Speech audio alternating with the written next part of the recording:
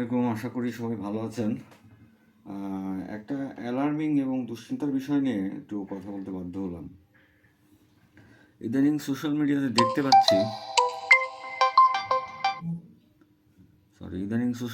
দেখতে পাচ্ছি যে বিভিন্ন ডাক্তারের প্রেসক্রিপশন সোশ্যাল মিডিয়াতে আপলোড করে সমালোচনা করা হচ্ছে যে এত ওষুধ যদি রোগীকে দেন তাই রোগী ওষুধ খাবে না ভাত খাবে। আচ্ছা, এটা কিছু কিছু ক্ষেত্রে আমি ডিনাই করবো না, সত্য যে অনেকে অনেক বেশি ওষুধ লেখেন। কিন্তু ধরেন আমি এমন কিছু প্রেসক্রিপশন পেয়েছি, হ্যাঁ, যেগুলো নিয়ে সমালোচনা হচ্ছে, যেখানে একটা ওষুধও মানে অযথা দেওয়া না, পলিফার্মেসি না বিষয়টা। যেমন ধরুন কার্ডিয়াক পেশেন্টের ক্ষেত্রে একটা রোগীর ইসকেমিক কার্ডিওমায়োপ্যাথি আছে, সাথে মাইট্রাল রিগার্জিটেশন আছে, সিভিয়ার, আর সাথে হচ্ছে হাইপারটেনশন আছে, ডায়াবেটিস মেলিটাস আছে। এখন এই প্রত্যেকটা কন্ডিশনের জন্য যদি একটা দুইটা করে ওষুধ দেওয়া লাগে তাহলে 10টা ওষুধ হয়ে যায়। কিন্তু এটা কিন্তু পলিফার্মেসি না, এটা কিন্তু ওভার প্রেসক্রাইবিং না।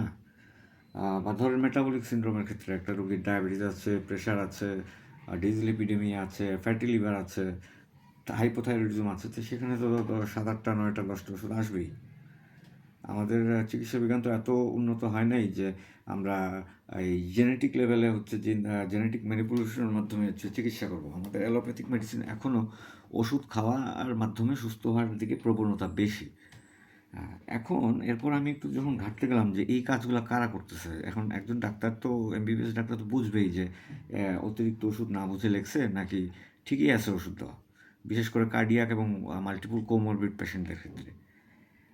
তো ঘেঁটে যা দেখতে পেলাম যে আসলে ডাক্তারদের প্রেসক্রিপশনের কেউ যদি ডিজিটাল প্রেসক্রাইবিং সফটওয়্যার ইউজ নাও করে থাকে, যে হাতে লেখে প্রেসক্রিপশন করে, তাও এটার ডাটাবেস কিন্তু আছে, ইনভিজিবল।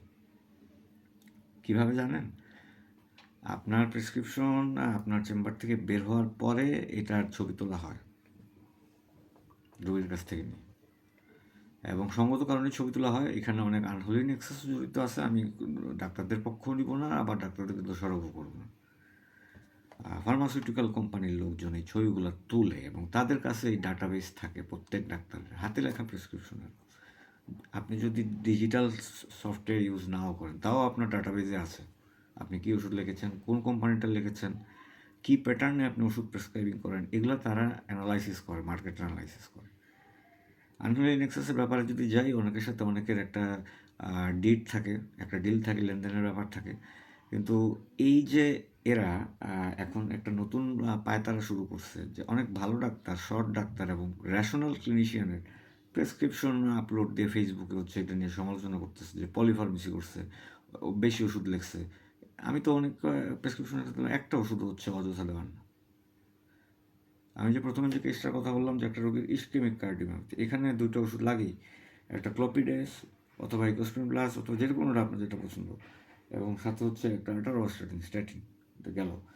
একটা রুগীর হচ্ছে, সেই রুগীর হচ্ছে লাঙে কনজেশন আছে, লেগিডেমা আছে, একটা ডায়ুরেটিক লাগবেই।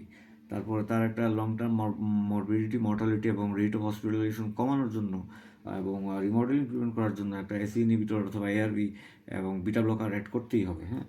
তারপর হচ্ছে তার যেহেতু ডায়াবেটিস আছে, তার একটা হচ্ছে সাধারণত SGLT2 ইনহিবিটর এম্পাগ্লিফ্লোজিনের সাথে মেটফরমিন হোক বা অন্য কিছু একটা কম্বিনেশন দিয়ে ডায়াবেটিসের চিকিৎসা করতে হবে। তারপরে যদি তার থাইরয়েড থাকে সাথে, তাহলে তার লিভোথাইরক্সিন দিতে হবে। তো এখানে তো ওষুধ চলেই আসতেছে।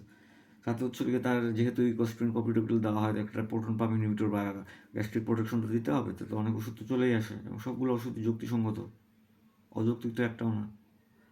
এখন আমাদের এক্সিস্টিং যে সায়েন্স আছে ওইটার ভিত্তিতে তো আমরা চিকিৎসা দিব। আমি তো বলতেছি না যে আমরা এটাই সলিউশন, এটা ইভলভ করবে। ভবিষ্যতে যদি কোনো মেথড আসে যেটার মাধ্যমে হচ্ছে গিয়ে এই সবগুলা কমরবিড কন্ডিশনের চিকিৎসা একটা সলিউশনে করা যায়, আমরা সেটা অ্যাডপ্ট করবো, আমরা তো ডিনাই করতেছি না।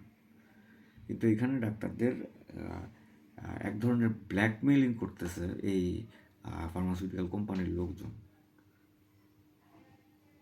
এই জন্য আমি বলি যে, আবার বলি এবং স্লোলি বলি, এটা খুব ইম্পর্ট্যান্ট আমাদের ডাক্তারদের বেঁচে থাকার জন্য। Politely refuse the pan and the pat. তারা আমাদের ক্লিনিক্যাল চিন্তাভাবনাকে প্রভাবিত করে, চরিত্রকে প্রভাবিত করে, গবেষণাকেও প্রভাবিত করে। আশা করি সবাই ভালো থাকবেন, বোঝার চেষ্টা করবেন। আসসালামু আলাইকুম।